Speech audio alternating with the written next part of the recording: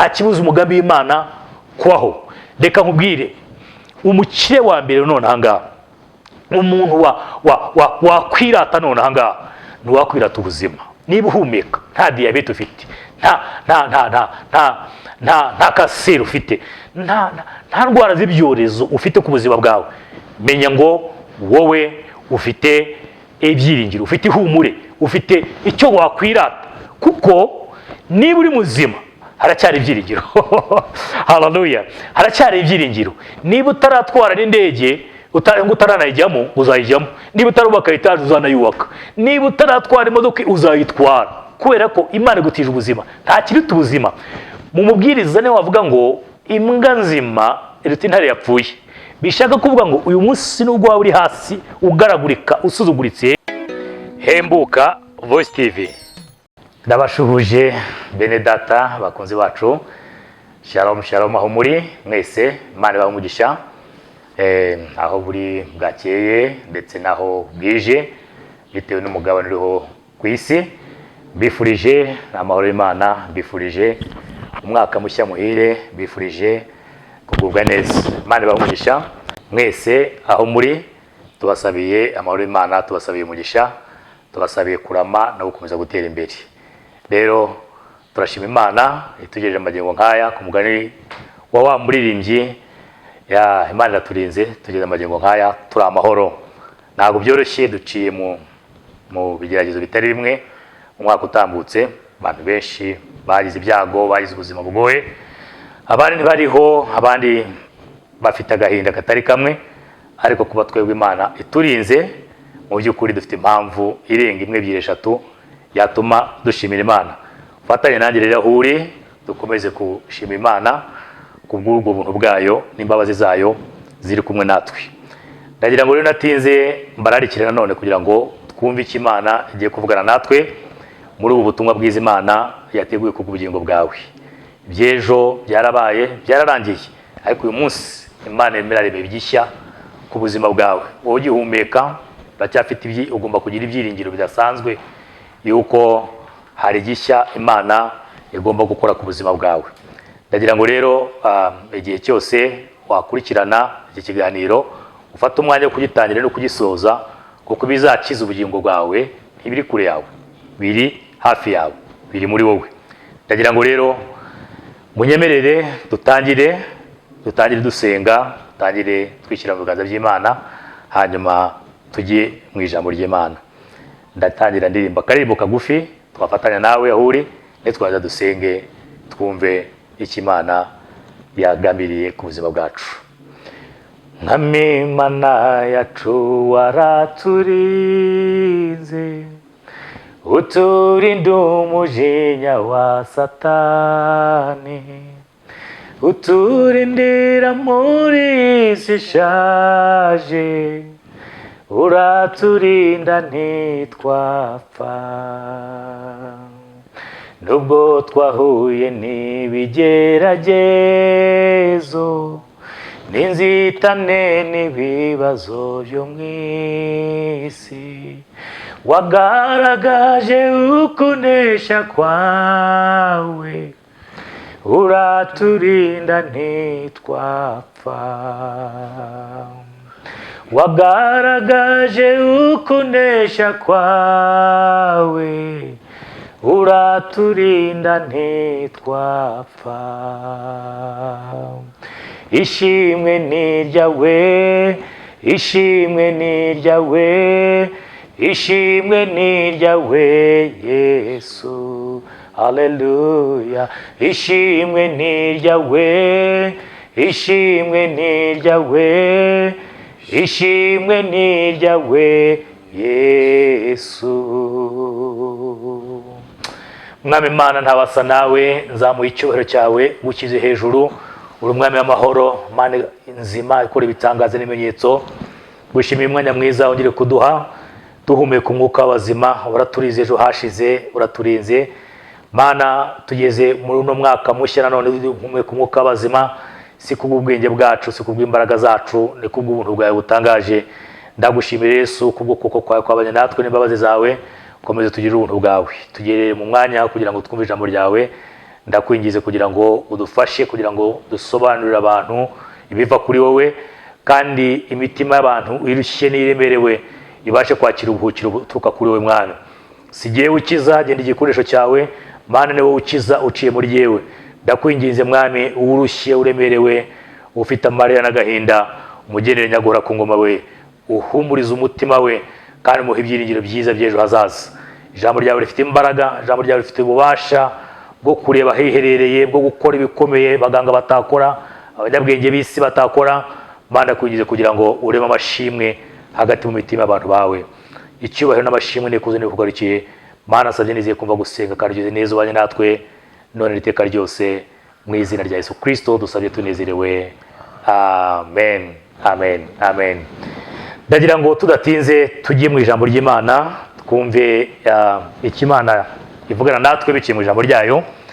Turi busome mu gitabo cyo Gutegeka kwa kabiri ibice ni 31 umurongo n'uwa 8. Gutegeka kwa kabiri ibice 31 umurongo n'uwa 8, twumve icyo ijambo ry'Imana ritubwira. 31 umurongo wa 8. Bibiliya iravuga ngo Uwiteka ubwe azakujya imbere, azabana nawe, ntazagusiga, ntazaguhana, ntutinye, ntukuke umutima. Ndasubiramo, Uwiteka ubwe azakujya imbere, azabana nawe, ntazagusiga, ntazaguhana, ntutinye, ntukuke umutima. Twese tuvuge ngo amen. Turava mu mwaka umwe tujya mu wundi. Imana yabanye natwe mu misi 365 ishize, ntabwo ari mikeya. Benshi buzi bavuye mu mubiri beza, bakora ahantu heza, bavuka ahantu heza, ariko Imana yashimye ko ibyabo birangirana n'uno mwaka utambutse. Kuba turiho n'amashimwe, kuba turiho dufite impamvu yo kuvuga ngo Mana turagushima, kuba turiho dufite rwose ibidutera iteka yuko twayishimira, kuko natwe twakabaye tutariho, twakabaye tutanezerewe nk'abandi, twakabaye tutari mu iterambere nk'abandi, ariko Imana yarabikoze. Turava rero mu mwaka twinjira mu wundi. Aya ni amagambo Mose yanditse mu bitabo bye 5 yanditse. Gutegeka kwa kabiri ibice 31 umurongo wa 8 niho dusomye. Imana irasezeranya Mose muri rwa rugendo yayoboraga Abayisiraheli abakura mu gihugu cya Egiputa batwara mu gihugu cya Sezerano cy'Kanani. Ibi ntibikireba Mose, kuko uyu munsi isezerano si ry'abakurambere gusa, isezerano rirareba abambere n'ab'igihe cya none. Ahangaha umuntu wese wakiriye agakiza, wakiriye Kristo nk'umwami n'umukiza ku buzima bwe, isezerano rya Bibiliya riramureba. Aha rero niho Bibiliya irimo kutubwira, irimo irambwira, irimo irakubwira ngo Uwiteka ubwe azabana nawe, azabana nanjye, azakujya imbere, ntazagusiga, ntazaguhana. Ndagira ngo mpanurire ubuzima bwawe, ndagira ngo mpanurire umuryango wawe, ndagira ngo mpanurire abana bawe, ndagira ngo mpanurire ubuzima bwawe. Uwiteka mu kanwa ke niwe uvuza n'amagambo, aravuze ngo azakujya imbere, ntazagusiga, ntazaguhana. Uyu mwaka dutangiye ibiri imbere yacu ntabwo tubizi. Ibyo twaciye mu mwaka utambutse byari byinshi: indwara z'ibyorezo, impanuka, akaga n'ingorane kahitanye abantu benshi. Duhora tujya gushyingura inshuti y'abavandimwe. Nanjye ku bwanjye mfite umuvandimwe wanjye witabye Imana, hari amarira n'agahinda n'imiborogo. Umwaka uri imbere nawe ni muremure, sinzi ibiturindiriye, sinzi ibiteganyijwe, kuko ikoranabuhanga n'ubwenge bw'abantu benshi ku isi rimaze kwiyongera, bishaka guhungabanya ikiremwa muntu. Bamwe barahaze umurengwe ku buryo bifuza gukora ibibi, kwica abantu, kumena amaraso. Ntawe ugitinya kumenya amaraso, ntawe ugitinya kugira abantu nabi. Byashoboka ubuzima bwanjye bukaba burimo cyangwa ubwayo bwaba burimo, ariko reka twumve icyo Imana irimo kuvugana natwe. Iravuze ngo Uwiteka kubwe, Uwiteka Imana yacu izatujya imbere, ahataringaniye izaharinganiza, ngo kandi ntidutinye ntidukuke umutima. Aya ni amagambo y'Imana. Imana si umwana w'umuntu ngo ibeshye. Umwana w'umuntu mwavugana amagambo agahinduka, mwasezerana mu kanya kashize ibyiza, mwagera imbere isezerano mukarisesa. Uyu munsi abantu bajya imbere ya leta, imbere y'urusengero, bagasezerana gukunda no kuzabana akaramata, ariko hashira icyumweru, hashira ibyumweru bibiri isezerano bakarisesa. Ndibuka umuntu umwe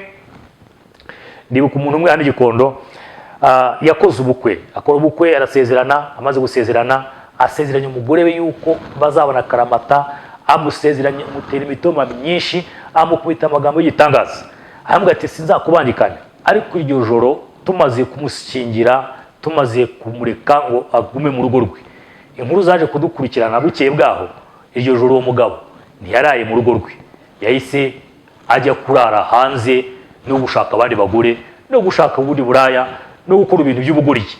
Watekereza amagambo yavuze ukibaza ko nta cyuma cyari kuri hejuru, nta nkota iri hejuru yawe, icyatumye usezerana amagambo nk'ayo ntuyasohoze n'iki? Uko niko abana b'abantu bameze. Umwana w'umuntu aragusezeranya agahindura isezerano, arakubwira ibintu ntabikore. Kubeshya byahindutse umukino, isezerano abantu ntibakiriha agaciro. Uwo ni umwana w'umuntu. Ariko ngira ngo mbwire ngo umuntu n'Imana ntibihuye. Muri Yesaya ibice 55:6 aravuga ngo ibyo nibwira si byo mwibwira, kandi imigambi yanjye itandukanye n'imigambi yanyu, niko Uwiteka Nyiringabo avuga. Ndagira ngo nongere nzamure kwizera kwawe, ndagira ngo nongere nkubwire ngo hari izindi mbaraga, hari ubundi butabazi, hari ibindi byiringiro twakwiringira, kandi ntibizadukoze isoni n'umunsi n'umwe.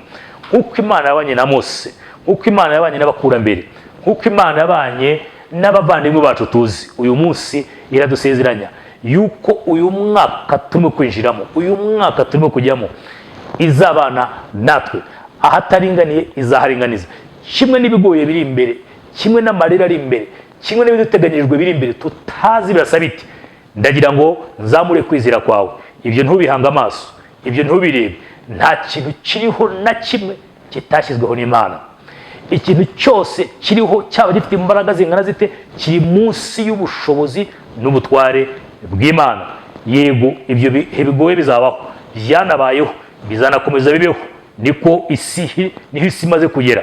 Ariko ibyo byose nta kizavuguruza umugambi w'Imana.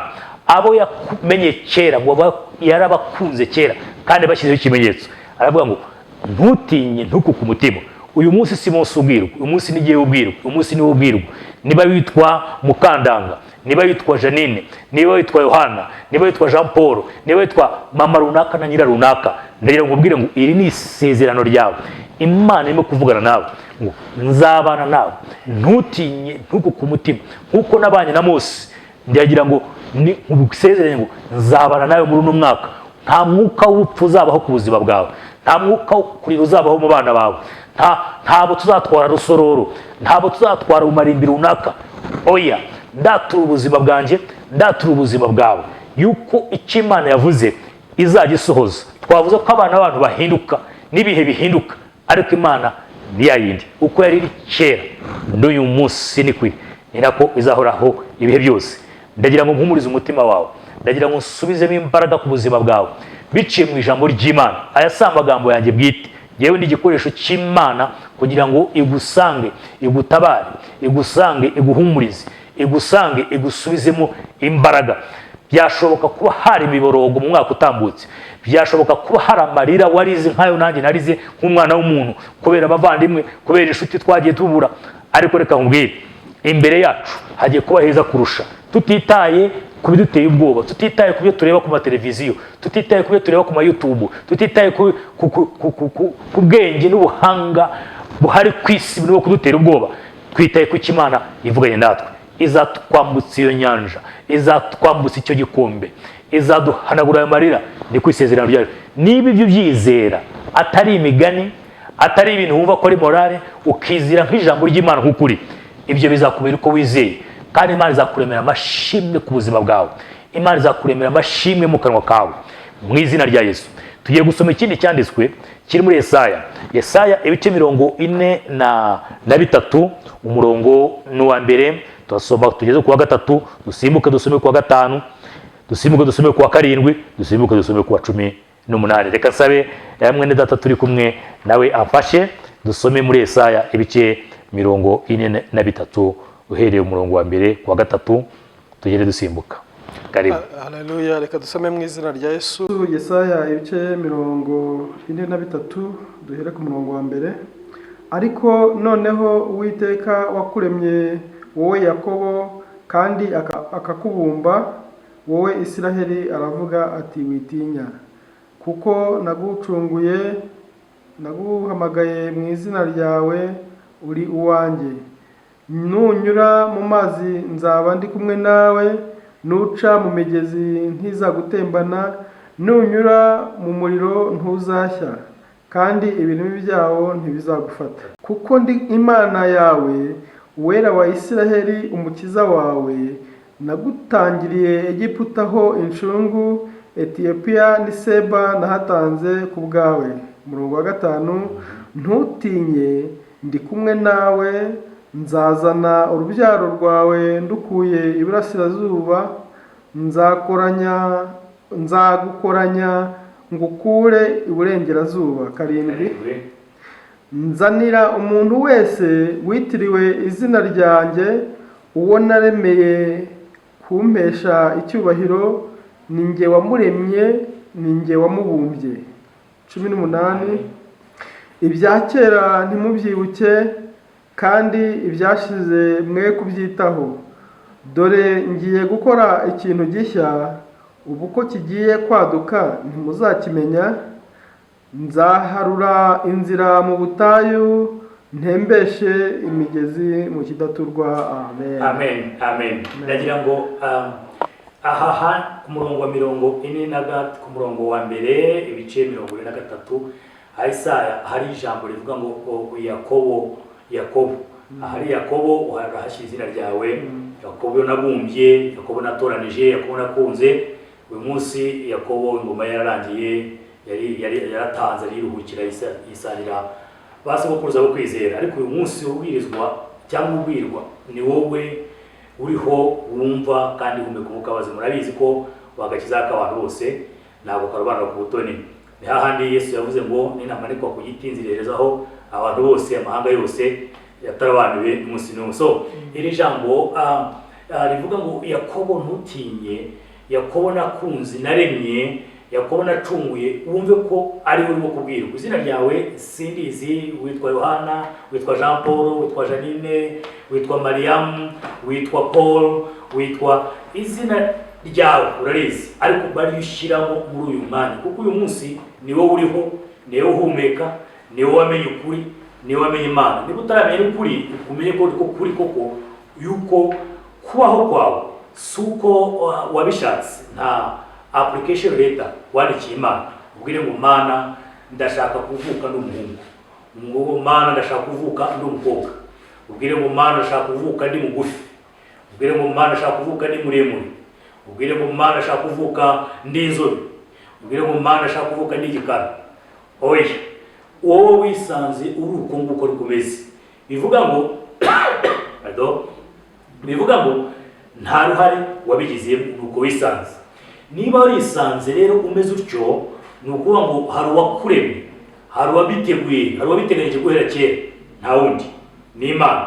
Iravuga rero ngo ntutinye, ntutinye, ni kumwe nawe, ntuku ku mutima. Uyu munsi dufite ibintu biduteye ubwoba, umunsi dufite ibidukuye umutima bitari bimwe byinshi, bituma rwose dufata imyanzuro itari myiza. Rwose mfite amarira mu mutima wanjye, mfite umutwaro, mfite agahinda kenshi k'abantu bakomeje kwiyongera kwikorera ibibi bitari byiza, abantu kwinyonga, abantu kwiyahura, abantu b'ingeri zose zitandukanye. Birababaje cyane. Urazi yuko igikorwa nk'icyo nko kubwira Imana ngo wandemeye iki, cyangwa se igiye kukiriho. Ikintu na kimwe Imana ikora kidafite impamvu. Yewe nubwo waba ukennye, nubwo waba uri mu nzu y'imbohe, nubwo waba urarurira, byose Imana irabizi, kuko ubuzima buriho ku isi buturutse ku basogokuruza bacu bo kwizera buriho buri opposite. Habaho ijoro, hakabaho amanywa, hakabaho kurira, habaho kunezerwa, hakabaho kuryama, hakabaho kubyuka, hakabaho umucyo, hakabaho umwijima, hakabaho umugabo, hakabaho umugore. Imana yagiye irema ibintu biri double double double double double, vuga uti double double double. So ubaye mu buzima bumwe ntiwaba wuzuye. Ikigira umuntu nuko abaho mu buzima bw'imvange butandukanye bunyuranye. Niko isi iremye, niko waremwe, niko isi iteye. Bishaka kuvuga ngo niwaba barashaka kugirira nabi, kwigirira nabi cyangwa gufata umwanzuro, ku isi nta bantu bakabaye bakiriho, kuko abafite amapisto cyangwa abafite abize za karate cyane zisumbuye bakamaza ukurakaye wamara abantu ku isi. Siko bimeze rero. Bishaka kuvuga ngo tuba mu ubwo buzima bwose kubera Imana. Bishaka kuvuga ngo Imana ntiba yadusize, ntiba yaturetse, ahubwo ducisha aho hose kugira ngo ikuremere amashimwe, ikuremere ubuhamya. Ubuhamya ni iki? Ubuhamya ni ubuturuka mu gikorwa runaka. Icyo Imana yakoze cyananiye abantu, icyo Imana yakoze cyananiye ubwenge bw'abantu, icyo Imana yakoze cyananiye ubushobozi bw'abantu, Imana ikaza ikagikora. Ibyo nibyo bivuga ubuhamya. You see? Rero uko bukeye uko bwije, Imana ikeneye abantu bayihamiriza, bavuga imirimo yayo, bavuga gukomera kwayo, bavuga icyubahiro cyayo. Bishobora kuba ari jyewe, bishobora kuba ari wowe. Uyu munsi turabwiriza ubutumwa bwiza, bamwe bashobora kubona nkaho twabuze icyo gukora, abandi bagashaka bakabireba mu yindi shusho, bakabyumva bikurikije uko bashaka. Ariko turahari, turi nk'ibikoresho by'Imana.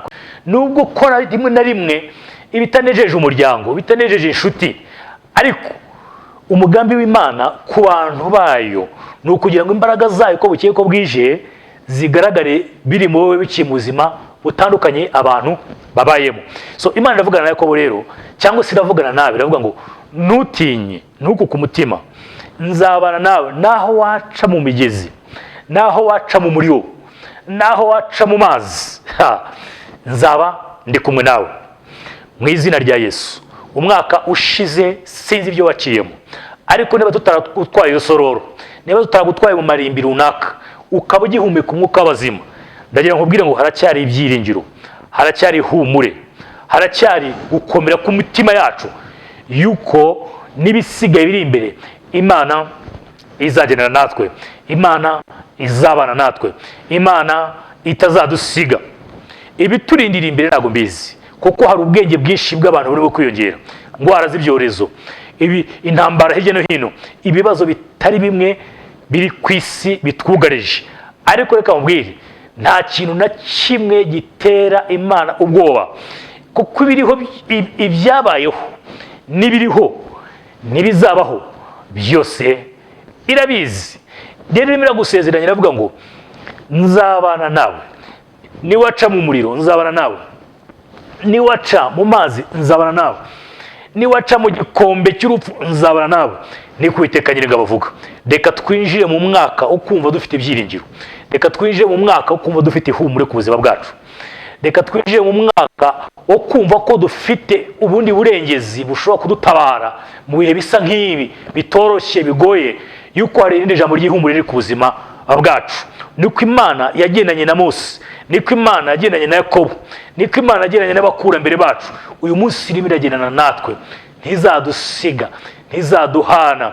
Naho twaca mu gikombe cy'igicucu cy'urupfu, naho twaca mu mazi, naho twaca mu muriro, byose byashyizweho n'Imana, byaremwe n'Uwiteka. Nta gitera ubwoba Imana. Rero wowe were kwifuza kwikuraho no kwigirira nabi, uvuga ngo Imana yananiwe. Imana ntiginanirwa n'umunsi n'umwe. Niya nemera hakagira ikiba ku buzima bwawe, bizaba bibayeho kubera impamvu nziza, bizaba bibayeho kubera impamvu yo kugira ngo izina ryayo rihabwe icyubahiro. Uti ni igipindi cy'abarokore, uti ni igipindi cy'abapasitoro, uti mwebwe muzi kuvuga. Oya, none se Yesu kubwe ariho ku isi ntiyageragejwe, akagambanirwa, agakubitwa, akabambwa ku musaraba, akambara ikamba ry'amahwa, agasuzugurwa, akanicwa, akanapfa, bakanashyingura? Ese kuki ibyo byabayeho? Yari yakoze icyaha se? Yari yahanwe n'Imana se? Oya, byabayeho kubera igikorwa cy'ubuhanuzi kivuga ngo ndapfira bazanyizera, ndapfira ubwoko bwanjye. Uzizera ibintu akoze ntazongera kugirwaho urubanza ukundi. Ushobora kuvuga uti se kuki twe tubicamo? Niba nabicamo uzabicamo nibyo, ariko stili uzabicamo kugira ngo imbaraga z'Imana zigaragarire muri wowe. Bishaka kuvuga iki? Bishaka kuvuga ngo ni ku isi iteye, ni ku isi iremwe, ariko yaba iteye ityo, yaba iremye ityo, nta kibuza umugambi w'Imana gusohora, nta kibuza umugambi w'Imana kubaho. Reka nkubwire, umukire wa mbere none ahangaha, umuntu wakwirata none ahangaha, ntiwakwirata ubuzima. Niba uhumeka, nta diyabete ufite, nta kanseri ufite, nta ndwara z'ibyorezo ufite ku buzima bwawe, menya ngo wowe ufite ibyiringiro, ufite ihumure, ufite icyo wakwirata, kuko niba uri muzima haracyari ibyiringiro. Haleluya, haracyari ibyiringiro. Niba utaratwara n'indege utaranayijyamo, uzayijyamo. Niba utarubaka etaje, uzanayubaka. Niba utaratwara imodoka, uzayitwara, kubera ko Imana igutije ubuzima. Nta kiruta ubuzima. Mu mubwiriza ne wavuga ngo imbwa nzima iruta intare yapfuye. Bishaka kuvuga ngo uyu munsi nubwo waba uri hasi ugaragurika, usuzuguritse, ariko uhumeka, uruta utakiriho, kuko utakiriho ibye byararangiye. Bishaka kuvuga rero ngo twere kwiciraho urubanza, twere kwishyiraho iherezo, twere kwishyiraho imipaka, twere kwishyiraho izitizi, twere kwishyiraho borders. No, Imana iyo yavuze iravuga ngo nzagendana nawe, nzabana nawe. Umurongo wa 5 avuga ngo ntutinye ntuko ku mutima, nzagendana nawe. Umurongo wa 7 akavuga ngo nzanira umuntu wese witiriwe izina ryanjye ubereho kugira ngo mpeshe icyubahiro. Ndagira nkubwire ngo turiho kugira ngo duheshe izina ry'Uwiteka icyubahiro, twaca mu bikomeye, twaca mu marira, twaca mu gupfusha, twakwambara ubusa, twatabwa, twasuzugurwa, twaba turi imfubyi, waba uri umupfakazi, waba udafite kirengera, byose tubiciyemo, kuko Imana irabizi. Iravuga ngo nzanira umuntu wese witiriwe izina ryanjye ubayeho kugira ngo ampeshe icyubahiro. Burya kuba umupfakazi ni ibintu byaremwe, bigomba kuzabaho. Kuba imfubyi ni ibintu bizabaho. Niba bigushyikiye rero, were kumva ko hari igikuba gicitse, ahubwo komeza wiringira Imana, uvuga uti iyi yansezeranije ko ndiho. Kuba uzabyitwaramo, uko uzitwara mu bupfakazi bwawe, uko uzitwara mu bupfubyi bwawe, uko uzitwara mu bukene bwawe, uko uzitwara mu gahinda kawe, uko uzitwara mu kurazwa inkekeko, uko uzabyitwaramo, niho Imana ishaka kugaragarira ko ari Imana nzima. Umuntu, reka nkubwire, umuntu ntiyakugirira nabi, were kumwiturira nabi. Umuntu ntiyakubwira ngo uri imbwa, were kumubwira uti nawe uri yindi, kuko uzarindiye kubona hari umurizo uzaza inyuma yawe. Niba nta uzaza, wigira ubwoba. Nta mpamvu yo guhangana, nta mpamvu yo gufatana mu majosi, nta mpamvu yo gutukana, kubera yuko ibihe byose abantu babicamo, ibihe byose abantu babicamo. Ariko kubishamo kubaza Imana, kubaha Imana, kubamenya Imana, tubicamo kugira ngo izina ry'Uwiteka rigaragarire ku buzima bwacu. Mu izina rya Yesu ndagira ngo Uwiteka agendane natwe nk'uko yabisezeranyije mu ijambo ryayo, kandi mu byo tuciyemo byose tutabibonamo ko Imana yatwanze, tutabona ko Imana yadutaye, tutabona ko Imana yatwibagiwe, ahubwo tubicamo kugira ngo izina ry'Uwiteka rihabwe icyubahiro ku buzima bwacu. Emera kuba indogobe y'Uwiteka, emera gusuzugurwa no guca mu bikomeye, ariko birakuremera ejo hawe heza kurushaho aho uri none ahangaha. Were kwigirira nabi, were kwifuza kwiyahura, were kwifuza kwikuraho, were kwifuza gushyira abana bawe mu kaga, were kwifuza gushyira umugabo wawe mu kaga, were kwifuza gushyira umugore wawe mu kaga. Ibyo byose ubayemo, ubibayemo ariko utazabihoramo, amateka azahinduka. Imana izarema ishimwe ku buzima bwawe. Umurongo wa 18 haravuga ngo ibya kera mwere kubyitaho, mwere kubyibuka. Ibyo umwaka ushize abantu barapfuye, nanjye napfushije abantu, nanjye nararize, nanjye naciye mu kaga, ariko reka nkubwire yuko nawe wabaye muri ubwo buzima, nawe waciye muri ibyo byose. Suko Imana yatwanze, suko Imana dutaye, suko Imana dushyire mu gihano, ahubwo haravuga ngo ibyo nibyo ducamo mu buzima bwa buri munsi, kugira ngo izina ryayo rihabwe icyubahiro kuri twebwe. Ibya kera mwere kubyitaho, ibya kera mwere kubyibuka. Dore ngiye kurema ikintu gishya. Ndagira ngo mvuge ngo Imana hari ikintu gishya igiye kurema ku buzima bwawe, kandi ibi ubyizere. Niba wabyizera birakubera ko wizeye. Kera hari abantu bajyaga bavuga ngo bakana kabatera umwako, uyu muvuze nturya, iyo muvuze urakubitwa, iyo muvuze ugira imyaka y'uburyo bumwe cyangwa bundi. Ariko ibyo bintu nshobora kutabyizera jewe, kubera yuko umuntu wese agira uko yizera. Iyo icyo wizera nicyo kikubera icyo ngicyo. Iyo wizera ibibi, iyo wizera ibiteye ubwoba, nibyo bikubaho. ariko iyo wizeye ibyiza, ukizera ibikomeye, ukizera ibishoboka, birashoboka byanze bikunze. Twibuke yuko umunsi umwe Yesu yize guhamagara abigishwa be. Yesu ari hakurya, abigishwa be bari hakuno badafite ubwato. Yesu arababwira ati nimuze musange hondi. Abigishwa baravuga se turakugeraho dute? Aravuga ati mutambuke mu nyanja, muze musange hondi. Bagenda hejuru y'amazi, abigishwa bagenda hejuru y'amazi begera aho Yesu ari. Ntibyari byoroshye cyangwa ntibinumvikana kugenda hejuru y'amazi. Twebwe tugira amazi make wenda mu gihugu cyacu, ariko dufite za Kivu, dufite za Muhazi, dufite amapisine. Uzagerageze utazi koga n'ubwo waba ubizi koga, ntushobora kugenda hejuru y'amazi. Ariko ibi byabaye kugira ngo imbaraga z'Imana zigaragare ko zitandukanye n'imbaraga z'abana b'abantu. Ndashaka kuvuga iki? Sinzi inyanja iri imbere yawe, sinzi umuriro uri imbere yawe, sinzi ibikomeye biri imbere yawe, ariko iyabwiye Petero ngo nigende hejuru y'amazi, ishobora kugutambutsa kuri icyo kigeragezo, ishobora kukwambutsa kuri iyo nyanja yawe nawe, ishobora kukwambutsa kuri uwo muriro wawe umazemo iminsi ntazi igihe waba umazemo.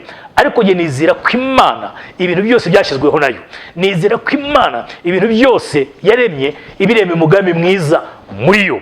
Igihe cyageze ukuboko kwayo kuragaragara. Ndagira ngo nkubwire ngo ntutinye, Uwiteka ari kumwe nawe. Ntukuke umutima, Uwiteka ari kumwe nawe. Uyu mwaka turimo kwinjiramo urebe nk'umwaka w'ibisubizo. Uyu mwaka turimo kwinjiramo urebe nk'umwaka w'ihumure. Uyu mwaka turimo kwinjiramo urebemo ibishoboka, ibitarashobotse mu mwaka ushize bishoboka muri uyu mwaka. Ubyizere, ubyature. Hari umuvandimwe inshuti yanjye twabanye, yabayeho afite ubuzima bugoye, yumva rwose afite umuryango hano muri uno mujyi, abantu bakeniye, abantu bameze nabi, umuryango umeze nabi. Akagenda mu mujyi n'amaguru, ukamureba ukavuga uti se uvuye ati mvuye Kanombe n'amaguru ataha Gikondo. Ukamubaza se wahageze? Ati yewe ati amadolari yanjye sindayavunja kandi ntayo afite, nta nayo yiringiye. Ariko yarazi Imana, avuga ati kaniya turehe bikomeye, reka niya turehe byiza. Ariko reka nkubwire, igihe cyarageze amadolari aza kuyabona, amafaranga yabona, ndetse ubuzima bwe burahinduka, ubuzima bwe buza kugenda neza. Aho umugiye ni umuntu umeze neza, ni umuntu ukomeye, ni inshuti yanjye. Nanamuzana hano kuri televiziyo agatanga ubuhamya. Ndashaka kuvuga iki? Icyo wiyaturiraho, icyo wizera nicyo kikubera icyo ngicyo. Abantu barizera za nyabingi, abantu bakizera imivumo, abantu bakizera imyaku, abantu bakizera guhomba, abantu bakizera impfu, abantu bakizera imyijima, abantu bakizera gukenyuka mu miryango. Iyo byizeye bityo bikubera bityo. Ariko reka nkubwire, hari imbaraga ziri hejuru y'izo mbaraga zose, hari ubushobozi buri hejuru y'ubwo bwose, aribwo bw'Imana yaremye isi n'ijuru, ifite ububasha n'ubushobozi. Ndavuga ngo irimo iravuga ngo nzagendana nawe, ntutinye, ntukuke umutima, nzagufata ukuboko nkwambutse. Haleluya! Ndagira ngo uyu munsi wumve ubutumwa bwiza. Ndagira ngo ibi bihe by'akaga n'ubuherebene k'ibihe bya nyuma, niwumva ubutumwa bwiza ukumva ari ubwawe n'umuryango wawe, ukumva ari ubwawe n'ubuzima bwawe, bushyire mu bikorwa. Wizeye ko ijambo ry'Imana rikubwiye. Yewe sinzi ibyo ubayemo, yewe sinzi ibyo uciyemo, ariko ubundi igikoresho cy'Imana, kuko nahasobanukiwe ko ntariho kugira ngo njye mwe nambare. Oya, ndiho kugira ngo ubuzima bwanjye, ndiho kugira ngo kubaho kwanjye kubera umugisha abandi. Mu izina rya Yesu, ubundi igikoresho cy'Uwiteka. Imana y'imirancamo kugira ngo ubugingo bwawe butabarwe. Imana y'imirancamo kugira ngo umuryango wawe utabarwe. Imana y'imirancamo, ndatanga umwanya wanjye, abantu turatanga amafaranga, turatanga igihe cyo kugira ngo tubwirize abantu ubutumwa bwiza, tubabwire inkuru zurutse imitima yabo. Uyu munsi Imana iravugana nawe, iravuga ngo nzakujya imbere, ahataringaniye nzaharinganiza. Ni ku Uwiteka Nyiringabo avuga. Reka twakire umwaka w'umugisha, reka tubone umwaka w'ibisubizo, reka tubone umwaka wo guhanagurwa amarira, reka tubone umwaka wo gutera intera tuva ku rwego rumwe tujya ku rundi. Mu izina rya Yesu, hari abantu Imana igiye kuzamura, igukure ku rutambwe rwa mbere kugeze ku rundi, igukure hasi ku cyavu, igushyire hejuru, igushyire ku rundi rutambwe. Nawe abantu bazamenye ko wavutse, nawe abantu bazamenye ko uhari, nawe abantu bazamenye ko uri umunyamugisha. Ibyo nibyo Uwiteka asezeranya abantu bayo. Mu izina rya Yesu, ibyo niwe byizera birakubera uko wizeye. Hari agatambaro k'umweru Imana igiye gushyira ku bantu bayo kugira ngo bahanagure amarira. Umugayo wagize mu buto bwawe, umugayo wagize mu muryango wawe, umugayo wagendeyemo igihe kinini, Imana igiye guhanagura amarira y'ubuzima bwawe. Hari agatambaro kera Imana igiye gucisha ku maso yawe, ikwambika umwambaro wundi mushya w'umutsinzi n'icyubahiro no kunezerwa ku buzima bwawe. Ibi niba byizera birakubera uko wizeye. Kandi si amagambo y'umwana w'umuntu, aya ni amagambo y'Imana akiza kandi akabohora. izina rya Yesu. Inguni zose z'impera y'isi, ibice bitandukanye by'igihugu cyacu, abantu bose bumva ikinyarwanda n'abandi bose batacyumva bashobora gusemurirwa, Imana ibagenderere, Imana ibakoreho, Imana ihindure amateka y'ubuzima bwanyu. Ikeneye ko imitima y'abantu yuzura amashimwe. Sinzi ibyo yuzuye ku mutima wawe, sinzi ibyo wimitse ku buzima bwawe, sinzi ibyo wimitse mu muryango wawe, sinzi ibitekerezo ijoro n'amanywa, ibyo nibyo bigutera akaga n'ingorane, ariko uyu munsi bihinduke, bikuveho mu izina rya Yesu. Utangire utumbire Kristo, utangire utumbire ijambo ry'Imana, utangire utumbire icyo Imana ivugana nawe. Niba kizera ukagitumbira ukagihanga amaso, kirakubera uko wizeye, Imana ikuremera amashimwe, Imana igushyira hagutse mu izina rya Yesu Kristo, mwana w'intama y'Imana nzima. Imana ihanagura amarira yawe. Yewe utabyaraga we, Imana iguha umwana. Yewe wangumba we, Imana iguha umwana w'umuhungu, Imana iguhanagura amarira. Umwaka utaha tuzakikira umwana tuvuga ngo Uwiteka akoze ibikomeye, natwe turishimye. Yewe we wari umaze iminsi nta kazi ufite, urira urara ku nkeke, usuzugurwa wambaye ubusa, Imana igiye kugushyira muri biro ikomeye, Imana igiye kuguha akazi k'icyubahiro. Kandi niwahagera ntuzirata ubwenge bwawe, ntuzirata ubushobozi bwawe, uzavuga uti ibi ni Uwiteka Imana yabikoze. Hari n'abandi Imana igiye kumanura ibasubize hasi, kubera ko umwanya Imana yabahaye ntibawukoresheje neza ngo bawukoreshe guhesha izina ry'Uwiteka icyubahiro, bawukoreshe kubw'inyungu ya benshi, bawukoreshe kubo kugira ngo abantu bakeneye gutabarwa, bawukoresha ku nyungu zabo mbi, bawukoresha mu marangamutima yabo, bawukoresha ku byifuzo bitari byiza. Namwe Imana igiye kubashyira hasi kugira ngo yongere bigishe bushyashya. Ndagira ngo nkubwire ngo uyu ni umwaka wo kugira ngo Imana ihindure amateka, uyu ni umwaka wo kugira ngo Imana ikore ikintu gishya, kuko isezerano ryayo niko rivuga, niko rimeze, kandi hirya rihinduka n'umunsi n'umwe. Umuntu mwasezerana ibintu mu kanya bigahinduka. Uno munsi umugabo n'umugore cyangwa umukobwa n'umuhungu barajya ku murenge bagasezerana, bakavuga ati tuzabana akaramata, nta kizadutandukanya nawe. Hashira icyumweru, hashira iminsi 3, bagashwana, bakarwana, bagatandukana, imiryango igahaguruka, hakabura gica, hakabura kirengera. Abo ni abantu, niko isi imeze, niko abantu bateye. Ariko icyo Imana yasezeranije ikibinyuma ikagisohoresha ibimenyetso n'ibitangaza, icyo Imana irimo kuvugana nawe muri uno mwanya itandukanye n'andi majwi yose wabwiwe, itandukanye n'amajwi yose agukikije. Umva icyo Imana irimo kuvugana nawe. Imana ivuga ngo nzakujya imbere, ahataringaniye nzaharinganiza, sinzagusiga, nzagendana nawe, naho waca mu mazi, naho waca mu muriro, naho waca mu gikombe, nzagendana nawe. Ni ku Uwiteka Nyiringabo avuga. Kandi byakira mwe kubyibuka. Hari ibintu bidakora ubuhamya no kwibuka ibyarangiye, twibagirwe ibyarangiye, turebe biri imbere. Imana igiye kugendana natwe muri uno mwaka, Imana igiye kuduhanagura amarira muri uno mwaka, Imana igiye kudushyiraho umuntu irimo irarema ikinyejana gishya. Hari abasore Imana igiye guhagurutsa bave mu biyobyabwenge, hari abagabo Imana igiye guhagurutsa bave mu kurara inkera, abandi bave mu gutotezwa, abandi hari abadamu Imana igiye guhanagura amarira barara ku nkeke, yongere bakore ko abadamu b'urugo b'icyubahiro bakowe inka bakaba abanyamugisha. Umudamu buri ahagarariye itorero mu buryo bw'isi y'umwuka, umugabo nawe ahagariye Kristo. Uyu munsi Imana iravugana n'imiryango y'abashakanye yo kugira ngo muhagarare mu mwanya wanyu, izina ry'Uwiteka rigaragare ku buzima bwanyu, kuko muriho kubera umugambi mwiza kandi w'Imana mu izina rya Yesu. Nimwakire iryo humure mu mitima yanyu. Aya magambo Mose yagiye yandika cyane, amagambo ya Yesaya yagiye yandika cyane, amagambo y'ubuhanuzi yagiye asura mu magambo avuga ngo ntutinye. Agitangira ubuhanuzi Yesaya muri za 740, Imana yaramuhagurukije ibice bye 40, iravuga ngo genda uhumurize ubwoko bwanjye, ubabwire inkuru zururutse imitima yabo. Ni ku Uwiteka Nyiringabo avuga. Isi guhera kera kose yari ifite akaga, si ibihe by'imyaka 10 ishize, si ibihe by'imyaka 20 irangiye, ni imyaka yashize myinshi. Abantu bari bafite ubwoba, abantu bari bafite gushidikanya, abantu ntibari bafite kwizera. Ni impamvu Imana yahagurukije Yesu, ihagurutsa abahanuzi, iravuga ngo nimugende muhumurize ubwoko bwanjye, mugende mubabwire inkuru zurutse imitima yabo. Ni ku Uwiteka Nyiringabo avuga. Uyu munsi mu gihe cya none ubwoba buracyari bwinshi, gushidikanya kuracyari kwinshi, iterabwoba buracyari byinshi, abantu mu mitima yabo babuze amahoro. Ariko Uwiteka uko ari kera n'uyu munsi niko ari. Arimo avuga ngo humura, ntutinye, ndi kumwe nawe, nzagendana nawe, naho waca mu gikombe cy'urupfu, naho waca mu marira, sinzagusiga. Ni ku Uwiteka Nyiringabo avuga. Nimwakire ijambo ry'Imana, nimwakire ijambo rihembura ubuzima bwanyu, nimwakire ijambo rikiza no gutabara. Kandi umunsi umwe nzazana abantu hano batangire guhamiriza, bavuga iby'Imana imere gukora ku buzima bwabo, kugira ngo ibyo bidutere ihumure, bidutere no kwizera yuko ibyo tuvuga tudatera baraza, tumugirire urugendo utangiye, nsengere ubu buzima bushya ugiye kurimo, kugira ngo Imana yongere kwambika ubundi buntu bwayo n'izindi mbabazi zidasanzwe. Reka dusenge. Data, mu izina rya Yesu, ndasengera ijambo ryawe rifite imbaraga, ijambo ryawe rimeze nk'inkota y'amugi abiri, ricumita rigatunguranya, rigatandukanya amagufwa n'imisokoro. Mu izina rya Yesu Kristo, ndagira ngo uremere abantu ubuzima bushya, uremere abantu ubuhamya budasanzwe. Uyu mwaka ubu mwaka w'ubuhamya, uyu mwaka w'ibyishimo. Ibya kera, iby'ejo byarabaye ariko birarangiye. Rema ikintu gishya, rema ubuhamya, rema indirimbo mu izina rya Yesu mu kanwa k'abantu bawe Mwami. Mu izina rya Yesu, abarushye n'abaremerewe baruhukire muri wowe. Dore abadamu bararushye, dore abagabo bararushye, dore urubyiruko rurarushye n'ibiyobyabwenge, dore abantu babuze ubuhungiro. Data, muri wowe reka turuhukire mu ijambo ryawe, reka turuhukire muri wowe, koko ntabwo urahinduka.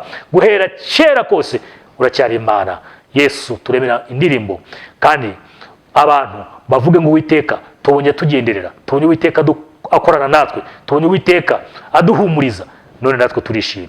Indirimbo n'ibitwenge ribe mu mitima y'abantu bawe.